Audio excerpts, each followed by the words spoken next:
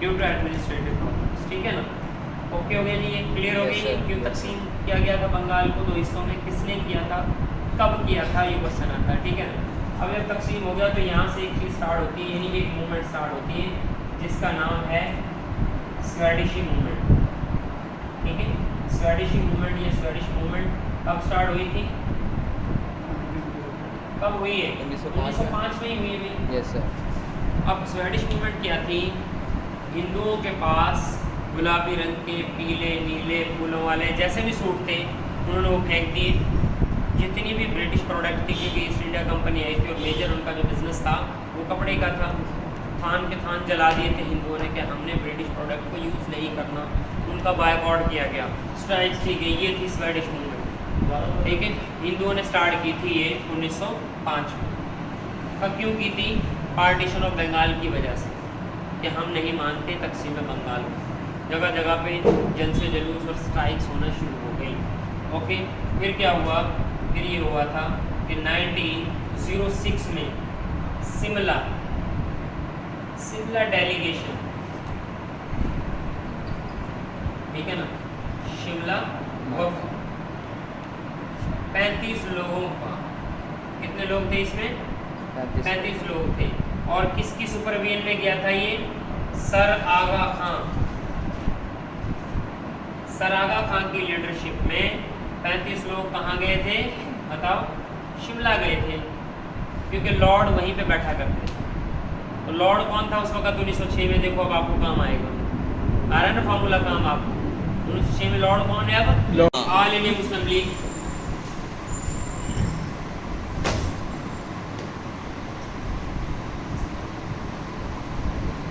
All India Muslim league कब बनी थी, 30 दिसंबर 1906 में 1906 में। ठीक है ना, कहाँ पे, ढाका में।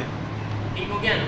अच्छा, इसका पहला चार्टर था जो, वो किसने लिखा, मौलाना मोहम्मद अली जौहर ने। किसने, मौलाना इसका चार्टर किसने लिखा, मौलाना मोहम्मद अली जौहर ने। ठीक है, ऑल इंडिया मुस्लिम लीग के पहले प्रेसिडेंट कौन बने, सर आगा खान। सर आगा खान बने। ठीक है, इतना पता चल गया। अब क्या होता है, 1907 में प्रेस एक्ट पास होता है। क्या होता है, प्रेस एक्ट पास होता है। ये ब्रिटिश गवर्नमेंट पास करती है प्रेस एक्ट की। न्यूज़पेपर में आपको पता है जलसे जुलूस स्ट्राइक्स हो रही थी, कुछ हिंदू मारे भी जा रहे थे, कुछ पॉलिटिकल लीडर्स को अरेस्ट भी किया जा रहा था। तो खबरें छप रही थी, जब किसी का बाजू कटा है, किसी की गर्दन, किसी का पाँव, तो लोग और ज़्यादा इमोशनल हो रहे थे, लोग और बड़ी तादाद में घरों से निकल रहे थे खबरें देख देख के। उन्होंने प्रेस एक्ट पास कर दिया। अब कई हिंदू पॉलिटिकल लीडर्स थे इंडियन नेशनल कांग्रेस के, वो भी जाग उठे और 1906 में ही कायदे आज़म ने इंडियन नेशनल कांग्रेस को ज्वाइन किया था। ये क्वेश्चन में कई दफ़ा आया है, कायदे आज़म ने 1906 में इंडियन नेशनल कांग्रेस को ज्वाइन किया। मोहम्मद अली जिन्ना है जो, उन्होंने इंडियन नेशनल कांग्रेस को कब ज्वाइन किया था, 1906 में ही ज्वाइन किया था। फिर 1907 में प्रेस एक्ट पास हुआ। फिर 1909 में मॉर्ले मिंटो रिफॉर्म,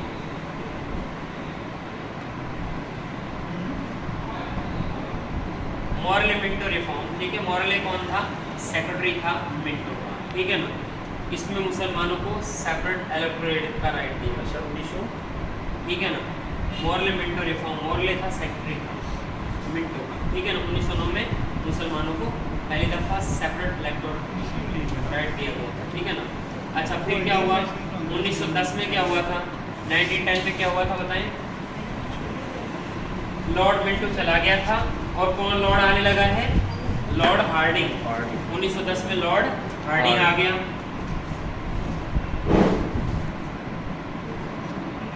ठीक है, फिर क्या हुआ 1911 में, अब ये बड़ा इंपॉर्टेंट है, 1911 में क्या हुआ था, पार्टीशन ऑफ बंगाल को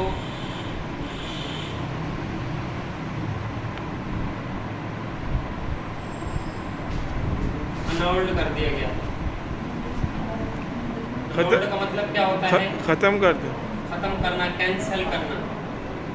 ठीक है ना, पार्टीशन ऑफ बंगाल को क्या किया गया था, अनोल्ड किया गया, खत्म किया गया। कब किया गया था, 1911 में। किसने किया था पार्टीशन ऑफ बंगाल को अनोल्ड, किसने किया था, किंग जॉर्ज V ने। किंग जॉर्ज V ने पार्टीशन ऑफ बंगाल को अनोल्ड किया था। उस वक्त लॉर्ड कौन था इंडिया का? लॉर्ड हार्डिंग था। कौन लॉर्ड था? हार्डिंग था, ठीक है ना। 1911 में पार्टीशन ऑफ बंगाल को ख़त्म कर दिया गया। अब जब पार्टीशन ऑफ बंगाल अनोल्ड हुई तो मुसलमानों को भी तक चढ़ गई, उनको भी गुस्सा आना शुरू हो गया कि इनसे एक राइट ले लिया, ठीक है ना। 1911 में ही क्या हुआ था, ये किंग जॉर्ज कहाँ पे आया था? ये आया था दिल्ली आया था 1911 में। और इससे पहले क्या था? कलकत्ता, ठीक है, कलकत्ता था जो वो कैपिटल था इंडिया का। तो ये इंडिया का कैपिटल दिल्ली कब बना था? 1911 में ही बना था। कब बना था? 1911 में बना था, जब किंग जॉर्ज कहाँ आया? डायरेक्ट किंग जॉर्ज दिल्ली में आया था। एक तो इसने कैपिटल चेंज कर दिया, कोलकाता से दिल्ली बन गया। कब बना था? 1911 में। एक इसने पार्टीशन ऑफ बंगाल को खत्म कर दिया। पता चल गया कि नहीं? ओके जी, क्लियर होगी बात। अब देखें यहाँ पे आपको पता है कि जो कैपिटल्स होते हैं उनमें बड़ी बड़ी पर्सनैलिटीज़ उनमें ही रहती हैं, उनमें प्रॉड डाल देती हैं। तो मौलाना मोहम्मद अली जौहर हैं जो, वो पहले कोलकाता में थे, कोलकाता से वो कहाँ आ गए? फिर दिल्ली में। और जब ये कोलकाता में थे मौलाना मोहम्मद अली जौहर, तो यहाँ से इसने अपना एक न्यूज़पेपर शाया किया था। क्या नाम था जिसका? कॉमरेड। देखें आपको बड़ा अच्छा याद रहेगा, काफ से कलकत्ता बनता है और काफ से कॉमरेड बनता है। कॉमरेड कहाँ से इशू हुआ था? कोलकाता से हुआ था। कब हुआ था? 1911 में, ठीक है। अब उसके बाद मौलाना मोहम्मद अली जौहर का ये अखबार किसका है? मौलाना मोहम्मद अली जौहर का, ठीक है ना। फिर अब कोलकाता से कहाँ चला गया मौलाना मोहम्मद अली जौहर? दिल्ली चला गया। यहाँ पर फिर उन्होंने एक अखबार अपना इशू किया। क्या नाम था जिसका? हमदर्द न्यूज़पेपर। कहाँ से इशू हुआ? दिल्ली से हुआ। कब हुआ था ये? 1913 में। अब बात कर रहे हैं हम 1913, 1913, ठीक हो गया ना। ओके, अब आपको पता चल गया कि एक तो हमदर्द न्यूज़पेपर है, किसका था? मौलाना मोहम्मद अली जौहर का, ठीक है ना। अब मौलाना मोहम्मद अली जौहर ने एक तो ये एफर्ट की, अचीवमेंट की उसकी अखबार की, हमदर्द अखबार की। सेकंड अचीवमेंट इसकी क्या थी कि कायद आज़म को इन्होंने इंसिस्ट किया था, कायल किया था, जनाब आप हमारे साथ इस पार्टी में आ जाइए, मुसलमानों की पार्टी है। तो कायद आज़म को कायल करने में कामयाब हो गए मौलाना मोहम्मद अली जौहर। मौलाना मोहम्मद अली जौहर के कहने पे कायद आज़म ने ज्वाइन की, यानी मोहम्मद अली जना ने ज्वाइन की। कौन सी पार्टी ज्वाइन की है? ऑल इंडिया मुस्लिम लीग, ठीक है ना। मुस्लिम लीग को कायद आज़म ने कब ज्वाइन किया?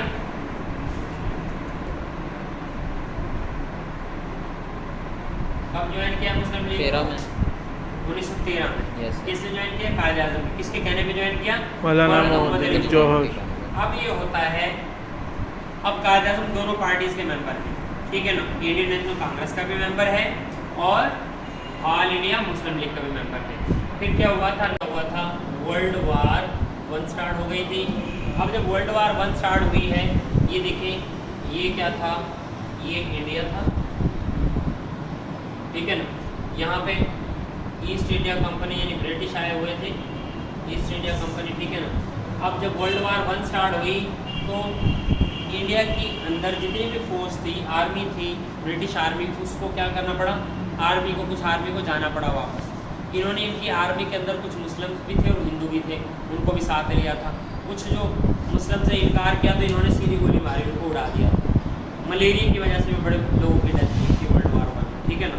चले गए और कुछ हिंदुओं को भी लेके गए थे। मुसलमानों ने कहा हम तो नहीं लड़ते, क्योंकि ऑटोमन एम्पायर सल्तनत उस्मानिया उसका खात्मा करने जा रहे थे मुसलमानों के खिलाफ। मुसलमान तो नहीं लड़ता, उस चीज़ को पसंद नहीं करते थे, तो ये इधर चले गए। कहाँ पे? वर्ल्ड वार 1 में